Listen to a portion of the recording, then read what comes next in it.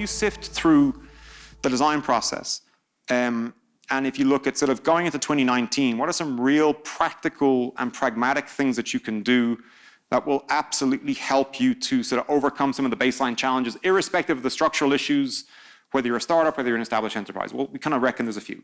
So the first thing is triangulation of dynamic data. And let me start off with what I mean by triangulation of data. So if you ever attended a forensic course or a course in forensic psychology, you are asked to triangulate your data points at all times. So give me 3 independent points of confirmation about a thing.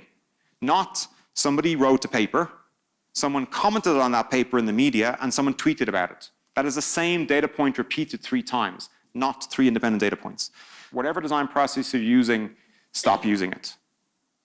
Get your colleagues around the table, get them to agree to simplify it. Because the next time I walk into a presentation where a colleague or a consulting firm throws out the 20 different ways they can solve the problem, all I hear is I'm like, you can't. It's just not practical. Come up with, if you're going to go and do a service safari, come up with one way of doing it. If you're going to do a value risk analysis, have one way of doing it and train people on that repetitively, again and again and again, until they obtain some mastery on it. Once people have attained mastery in that particular tool, extend it to another tool. But do not get sort of baffled by the bullshit of being able to consume all these amazing things that fundamentally people can't use. Because unless you've practiced it 10, 20, 30 times, then you can only say that you've obtained some level of mastery in that tool. If you are kind of like, you've read the article, you've watched the YouTube video, that is not mastery. Even if you've applied it once, you're on the right journey, but you need to apply it repetitively. And what I often say to my colleagues is, find out who the individuals are that can be kind of like masters in that one thing and set them up in that way. And someone else becomes a specialist in another part of the design process. Because we have way too many generalists in the design. I mean, design by definition is a generalist subject, but it's very important to have that kind of T-profile.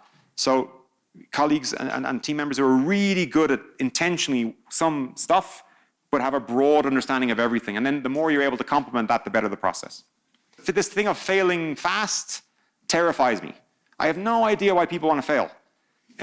But I do understand why people would maybe want to kill bad ideas. And this is not me, by the way. This is a statement that comes out of a guy who's going to spend a bit of time with Reid Hoffman, one of the guys that set up Netflix. Reid is obsessed with weeding out bad ideas and getting rid of them before they see the light of day. Not funding ideas that were never destined to make any sense to anybody whatsoever, putting them into deployment, shipping them into the market, and then finding after you've spent shareholders' money, taxpayers' money, family money, that thing was never destined to succeed in the first place. So one of the things that we talk about is a value risk matrix, being able to assess an initiative or an idea or a project based on 2 very simple measures, value and risk. Let me break that down for you in a bit more detail. So if something is considered to be low value and low risk, you may have to do it. It may be a regulatory issue, it may be a compliance thing, it may be a Me Too product that you just have to get into the market. It's okay. But think twice about it, don't do too many of those things. If something is low value and high risk, run. Do not do it. Do not invest one more sort of penny, one more neuron or proton of your thinking in that. Just move away from it.